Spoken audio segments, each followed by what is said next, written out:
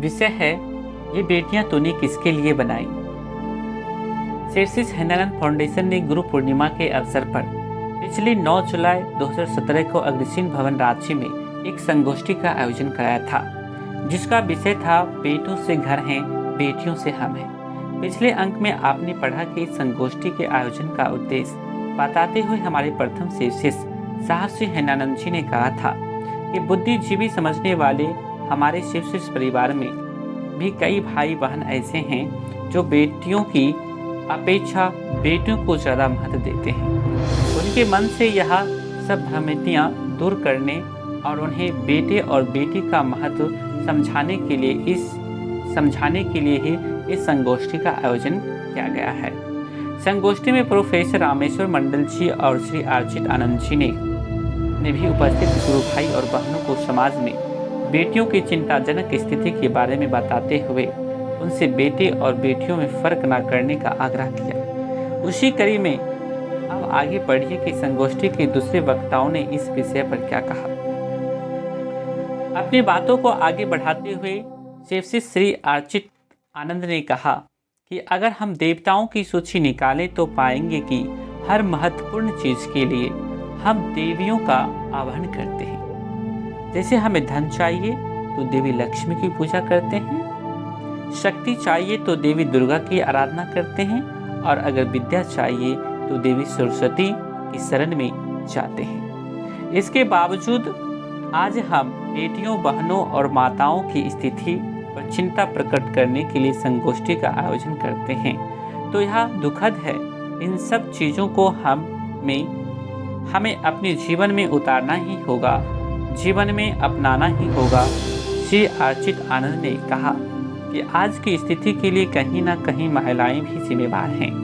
महिलाएं खुद चाहती है कि उनके घर बेटा पैदा हो, उन्हें संतान की चाहत होनी चाहिए, उन्हें संतान की चाहत होनी चाहिए, ना कि बेटों की या बेटियों की। महिलाओं को सोचना चाहिए कि वे हैं तो परिवार है, समाज है और दुनिया चल रही है। इसलिए अपना सम्मान खुद करना सीखिए, तभी दुनिया आपका सम्मान करेगी।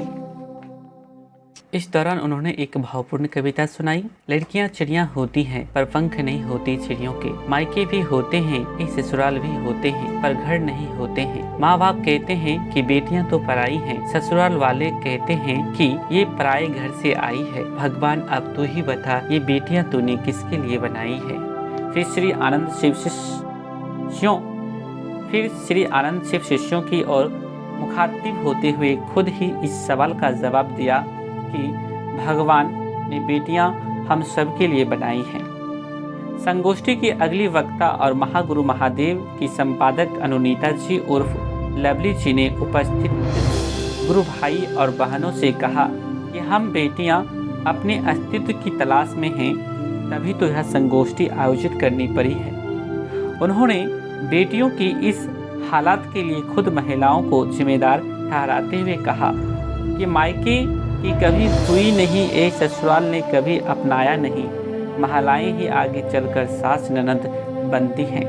पुरुषों को इन सब चीज़ों से लेना देना कम ही होता है। इसलिए हम पर ही जिम्मेवारी है कि हम अपनी बेटियों की स्थिति और खुद अपनी स्थिति समाज में बेहतर बनाएं। उन्होंने श्री अर्चित आनंद की कविता को उद्धृत करते हुए कहा कि इस देश का हर बाप अगर यह मान ले कि भगवान तूने बेटियां हमारे लिए बनाई हैं, तो कोई यह नहीं कह सकेगा कि बेटियां या यावर हैं।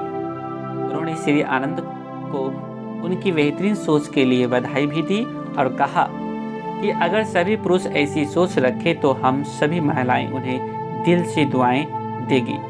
अनुनीता जी ने अपनी बात आगे बढ़ाते हुए कहा कि समाज यह याद रखे कि बेटे हमसे हैं, हम बेटों से नहीं हैं, क्योंकि ये बेटियां ही हैं जो आगे चलकर माँ बनती हैं और बच्चे को जन्म देती है।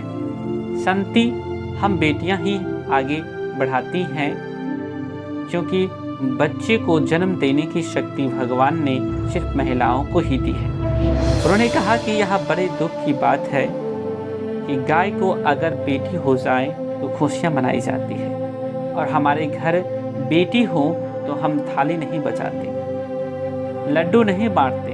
वहीं दूसरी ओर हमारे घर में बेटा हो जाए तो पूरे मोहल्ले में संगीत गूंजने लगता है। बेटियां मिठाइयाँ बांटी जाती है, लेकिन अगर गाय को बेटा हुआ तो मातम छा जाता है। हम कितनी स्वार्थी हो चुके हैं कि इंसान तो इंसान जानवरों में भी भेदभाव करते हैं। हालांकि पिछले 20 साल से यह स्थिति बदली है और इसका श्रेय साहब और दीदी को जाता है। केंद्र और राज्य सरकार लाख कोशिश कर ले, परंतु समाज में आए इस बदलाव का पूरा श्रेय साहब दीदी को ही जाता है। क्रमशः आप सभी को मेरा प्रणाम। भाई बहन, ऐसे ही वीडियो पाने के लिए YouTube पे हमारे चैनल को सब्सक्राइब एंड लाइक